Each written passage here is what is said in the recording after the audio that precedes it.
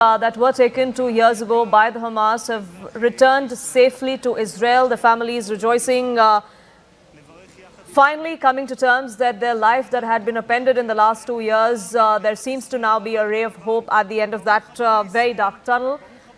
We are going to be seeing President Donald Trump address the Israeli parliament before he heads to Sharm el-Sheikh in Egypt, where we are going to be seeing a summit of at least 20 world leaders take place that decide what happens to Gaza next, the future of this war, and how Palestinians will be rebuilding their life in Gaza post this.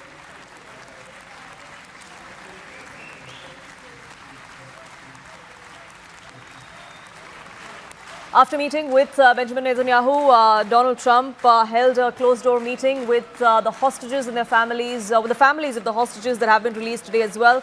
20 of them were released, 7 first early this morning, and then the remaining 13 were also released.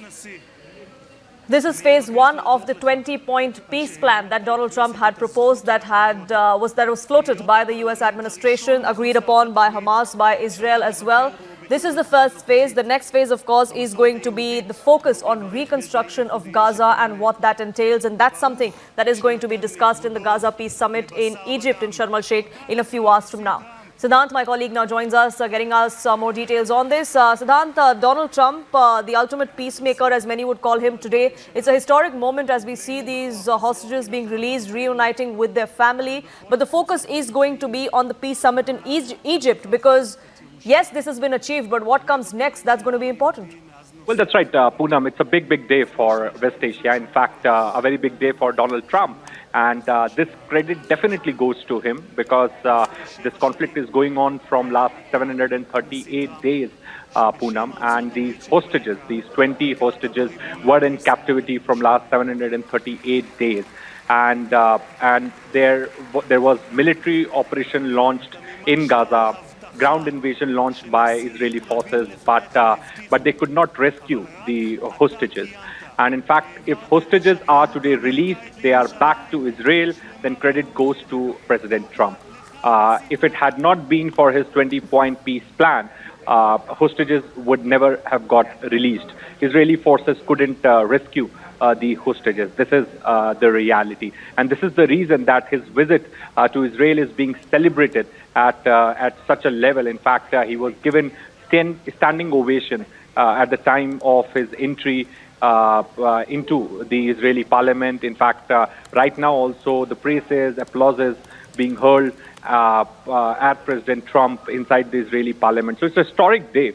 And in fact, this is not only historic, but maybe 10, 20 years down the line, if somebody will recall President Trump's legacy, then this will definitely play an important part. This will have an important part when his legacy, when his life story as a president would be written, because he has done something which looked impossible a year back when President was Joseph Biden. In fact, before coming to office, 2 days ahead of that, there was a ceasefire announced in West Asia.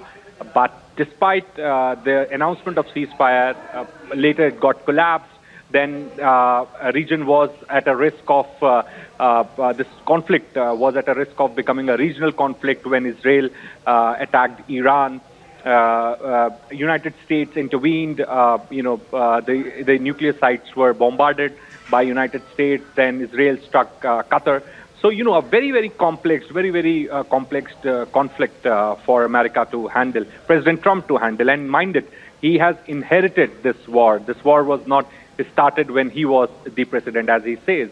So definitely he is the peace man, and this credit should definitely be going to him. 20 hostages have been released. The Palestinian prisoners will also be released by Israel. Right. And ultimately peace returns to West Asia. Right, Siddhant, do stay on with us. Let's cut across to the special coverage by